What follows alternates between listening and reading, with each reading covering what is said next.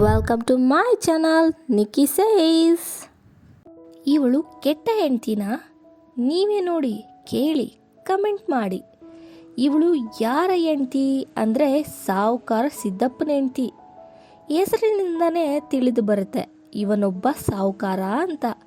ಆ ಊರಿನಲ್ಲಿ ಮತ್ತು ಸುತ್ತಮುತ್ತ ಊರಿನ ಜನಗಳಿಗೆ ಸಾಲ ಕೊಡ್ತಿದ್ದ ಸಿದ್ದಪ್ಪ. ಅವನ ಹತ್ರವಿರುವ ಆಸ್ತಿ ಅಂತಸ್ತು ಹಣದಿಂದಾಗಿ ಅಹಂಕಾರದಿಂದ ಮೆರೀತಿದ್ದ. ಅವನಿಗೆ ಕರುಣೆ ಅನ್ನೋದೇ ಇಲ್ಲ. ಒಳ್ಳೆ ಹಳೆ ಕಾಲದ ಫಿಲಮ್ಸ್ನಲ್ಲಿ ವಿಲನ್ಸ್ ಇರ್ತಾರಲ್ಲ, ದಬ್ಬಾಳಿಕೆ ಮಾಡೋದು, ದಯ ದಾಕ್ಷಿಣ್ಯ ಇಲ್ಲದೆ, ಸೇಮ್ ಡಿಟೋ ಅದೇ ತರಹ ಈ ಸಿದ್ದಪ್ಪ. ಆದರೆ ಇವನ ಹೆಂಡತಿ ಇವನ ತದ್ವಿರುದ್ಧ. ಸೋ ಸಾಫ್ಟ್, ಕರುಣೆ, ದಯಾಳು, ಕರ್ಣನ ತುಂಡು ಅಂದ್ರೂ ತಪ್ಪಿಲ್ಲ. ಯಾರಾದರೂ ಏನನ್ನಾದರೂ ಕೇಳಿದ್ರೆ ಇಲ್ಲ ಅನ್ನೋ ಮಾತೇ ಇಲ್ಲ. ದಾನ ಧರ್ಮ ಅಂತ ಮಾಡ್ತಿದ್ಲು ಇವಳು. ದಾನ ಧರ್ಮ ಮಾಡೋದು ಮತ್ತೆ ಒಬ್ಬರ ಮೇಲೆ ಕರುಣೆ ತೋರಿಸೋದು ಸಿದ್ದಪ್ಪನಿಗೆ ತಿಳಿಯದ ಹಾಗೆ ಮಾಡ್ತಿದ್ಲು. ಈ ರೀತಿ ಕಾಲ ಮುಂದುವರಿಯುತ್ತಾ ಇರುತ್ತೆ. ಸಿದ್ದಪ್ಪ ಆಗ ತಾನೇ ಹೊರಗೆ ಹೋಗ್ತಾನೆ.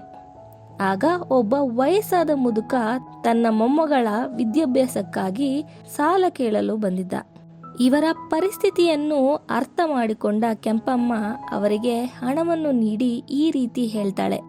ನೋಡಿ ಹಿರಿಯರೇ, ತಿಂಗಳ ಬಡ್ಡಿ ತಡವಾದರೂ ತೊಂದರೆಯಿಲ್ಲ. ಆದರೆ ನೀವು ಈ ಸಾಲವನ್ನು ನನ್ನ ಗಂಡ ಸತ್ತ ನಂತರ ತೀರಿಸಿ ಎಂದಳು. ಆ ಮುದುಕನಿಗೆ ಆಶ್ಚರ್ಯ ಮತ್ತೆ ಖುಷಿ ಬಂದು ಸಾಲ ಈಸಿಯಾಗಿ ಸಿಕ್ಕಿದ್ದಕ್ಕೆ. ಆಶ್ಚರ್ಯ ಬಂದು ಯಾಕೆ ಈ ಮಹಾತಾಯಿ ಕರುಣೆ ದಯಾಳು ಈ ರೀತಿ ಹೇಳ್ತಿದ್ದಾಳೆ ಅಂತ.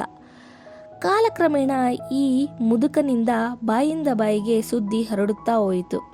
ಹಾಗೆಯೇ ಸಿದ್ದಪ್ಪ ಹೊರ ಹೋದಾಗ ಸಾಲ ಕೇಳುವ ಜನರು ಸಹ ಹೆಚ್ಚಾದರು. ನೇರವಾಗಿ ಸಿದ್ದಪ್ಪನ ಹತ್ತಿರ ಸಾಲ ಕೇಳುವ ಸಂಖ್ಯೆಯು ಕಡಿಮೆಯಾಗುತ್ತಾ ಬರುತ್ತಿತ್ತು. ಸಿದ್ದಪ್ಪನಿಗೆ ಲೈಟಾಗಿ ಚಿಂತೆ ಶುರುವಾಯಿತು. ಯಾಕೆ ಅಂತ ತಲೆ ಕೆಡಿಸ್ಕೊಂಡು ಇರ್ತಾನೆ. ಬೇರೆ ಊರಲ್ಲಿ ಯಾರಾದ್ರೂ ಸಾಲ ಕೊಡ್ತಿದ್ದಾರಾ? ಅಂಥವ್ರು ಯಾರು ಇಲ್ವಲ್ಲ ನನಗೆ ತಿಳಿದ ಮಟ್ಟಕ್ಕೆ. ಇಲ್ಲ, ಜನರಿಗೆ ಸಾಲ ಬೇಡವಾಯ್ತಾ? ಅವರುಗಳಿಗೆ ಹಣದ ಅಗತ್ಯವಿಲ್ವಾ? ಏನಾಗಿದೆ ಈ ಜನಗಳಿಗೆ ಅಂತ ಮನೆಯಲ್ಲೇ ಕೂರ್ತಾನೆ. ಜನಗಳಿಗೆ ಇಬ್ಬಂದಿ.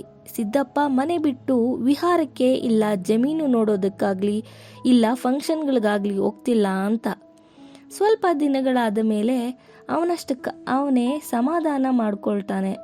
ಕೆಂಪಮ್ಮನ ಸಮಾಧಾನದ ಮಾತುಗಳನ್ನು ಕೇಳಿ ಅವನ ಡೈಲಿ ರುಟೀನ್ಸ್ನ ಮತ್ತೆ ಸ್ಟಾರ್ಟ್ ಮಾಡ್ತಾನೆ. ಆಗ ಅವನಿಗೆ ಸುದ್ದಿ ಕಿವಿಗೆ ಬೀಳುತ್ತೆ. ಕೆಂಪಮ್ಮ ಸಾಲ ಕೊಡ್ತಿದ್ದಾಳೆ ಮತ್ತೆ ಗಂಡ ಸತ್ತ ನಂತರ ಸಾಲ ತೀರಿಸೋಕೆ ಹೇಳ್ತಿದ್ದಾಳೆ ಅಂತ. ಸಿದ್ದಪ್ಪನಿಗೆ ಎಲ್ಲಿಲ್ಲದ ಸಿಟ್ಟು, ಕೋಪ, ರೌದ್ರ ಅವತಾರನೇ ತಾಳಿ ಈ ಸುದ್ದಿ ತಿಳಿದ ತಕ್ಷಣವೇ ಮನೆಗೆ ಸೀದಾ ಹೊರಟು ಬರ್ತಾನೆ. ಬಂದ ಕ್ಷಣವೇ ಆ ಸಿಟ್ಟು ಕೋಪದಿಂದ ಕೆಂಪಮ್ಮನನ್ನು ಕೇಳ್ತಾನೆ. ನಾನು ಕೇಳಿದ ಸುದ್ದಿ ನಿಜಾನಾ ಅಂತ ಕೇಳ್ದ. ಅದಕ್ಕೆ ಕೆಂಪಮ್ಮ ಹೌದು ನಿಜ ಅಂತ ಎಷ್ಟು ನೀಟಾಗಿ ಸಲೀಸಾಗಿ ತಾಳ್ಮೆಯಿಂದ ಸಮಾಧಾನವಾಗಿ ಹೇಳ್ತಾಳೆ. ಏನು ನಿಜನಾ? ಯಾಕೆ ನೀನು ನನಗೆ ತಿಳಿಯದ ಹಾಗೆ ಸಾಲ ಕೊಡ್ತಿದ್ದೀಯಾ? ಮುಖ್ಯವಾಗಿ ನಾನು ಸತ್ತ ನಂತರ ಸಾಲ ತೀರಿಸು ಎಂದು ಏಕೆ ಹೇಳ್ತಿದ್ದೀಯಾ? ನಾನು ಸಾಯೋದು ನಿನಗೆ ಅಷ್ಟು ಇಷ್ಟನಾ ಅಂದ. ಅದಕ್ಕೆ ಕೆಂಪಮ್ಮ ಫ್ಲಾಶ್ ಬ್ಯಾಕ್ಗೆ ಹೋಗ್ತಾಳೆ. ಒಂದು ದಿನ ದೇವಸ್ಥಾನದಲ್ಲಿ ಪೂಜೆ ಮುಗಿಸಿ ಬರ್ತಿರುವಾಗ ಕಾರು ಕೆಟ್ಟು ಹೋಗುತ್ತೆ. ಸುಮ್ಮನೆ ಕಾಲಹರಣ ಮಾಡೋದು ಬೇಡ ಅಂತ ಕಾರು ರಿಪೇರಿ ಮಾಡೋಷ್ಟರಲ್ಲಿ ಸುಮ್ಮನೆ ಓಡಾಡ್ಕೊಂಡು ಬರೋಣ ಅಂತ ಅಲ್ಲೇ ಮುಂದೆ ನಡೆದು ಹೋಗುವಾಗ ಸಿದ್ದಪ್ಪನ ಹತ್ತಿರ ಸಾಲ ತೆಗೆದುಕೊಂಡ ಒಂದು ಕುಟುಂಬ ಸಿಗುತ್ತೆ.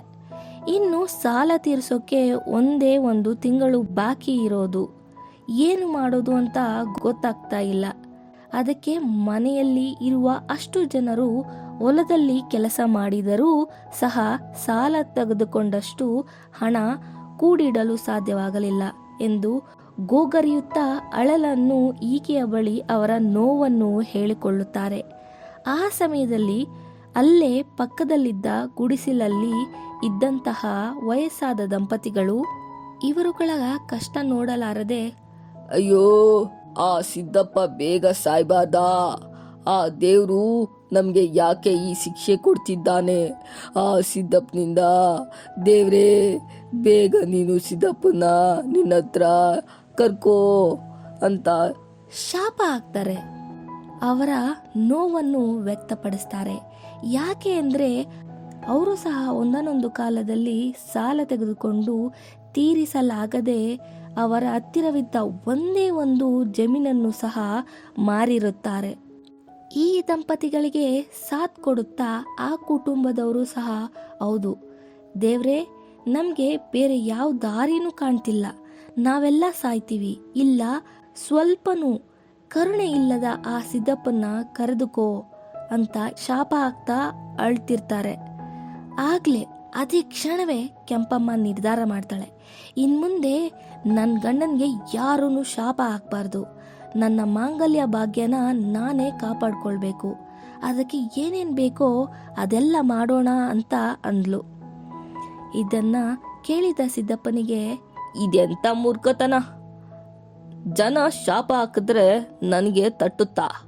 ನನಗೆ ಹೇಳಿ ಮಾಡಬಾರ್ದಿತ್ತ ಕೆಂಪಿ ಅಂತ ತಾನು ಕೋಪಗೊಂಡಿದ್ದು ತಪ್ಪು ಎಂದು ಅವನಿಗೆ ಅರಿವಾಗಿ ಮುಗುಳ್ನಗುತ್ತಾ, ಕೆಂಪಿ, ಇನ್ನು ಮುಂದೆ ಏನಾದರೂ ಮಾಡೋದಿದ್ರೆ ನನಗೆ ಹೇಳಿ ಮಾಡು ಅಂತ ಹೇಳಿ ನಿಶ್ಚಿಂತೆಯಿಂದ ತನ್ನ ಕೆಲಸನ ಮಾಡೋಕ್ಕೆ ಹೋಗ್ತಾನೆ.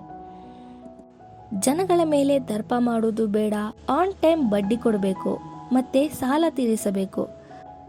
ಕಷ್ಟ ತೀರ್ಸೋಕ್ಕಾಗಲ್ಲ ಅಂತಂದರೆ ಸ್ವಲ್ಪ ಟೈಮ್ ಕೊಡೋಣ. ನಾನು ನನ್ನದೇ ಅನ್ನೋ ಅಹಂಕಾರನ ಬಿಟ್ಟು ಜನಗಳ ಕಷ್ಟಕ್ಕೂ ಸ್ಪಂದಿಸೋಣ. ಇನ್ಮುಂದೆ ನಾನೊಬ್ಬನೇ ಖುಷಿಯಾಗಿರೋದಲ್ಲ, ನನ್ನ ಸುತ್ತಮುತ್ತಲು ಇರೋರೆಲ್ಲರೂ ಖುಷಿಯಿಂದ ಇರಬೇಕು ಅಂತ ನಿರ್ಧಾರ ಮಾಡಿ ಸುಖಕರ ಜೀವನವನ್ನು ಮುಂದುವರಿಸ್ತಾನೆ ಸಿದ್ದಪ್ಪ. ವೀಕ್ಷಕರೇ, ಈಗ ನೀವು ಹೇಳಿ, ಇವಳು ಒಳ್ಳೆಯವಳ, ಕೆಟ್ಟವಳ, ಇಲ್ಲ ಬುದ್ಧಿಶಾಲಿನಾ ಅಂತ ನನಗೆ ಕಮೆಂಟ್ ಮಾಡಿ ತಿಳಿಸಿ. ನಿಮಗೆ ವಾಗ್ದೋಷದ ಬಗ್ಗೆ ಏನಾದರೂ ಗೊತ್ತಿದೆಯಾ ಇಲ್ವಾ? ಗೊತ್ತಿದ್ರೂ ಗೊತ್ತಿಲ್ಲ ಅಂದ್ರೂ ಸಹ ಈ ವಿಡಿಯೋನ ನೋಡಿ. Take care, bye bye, see you on the next video.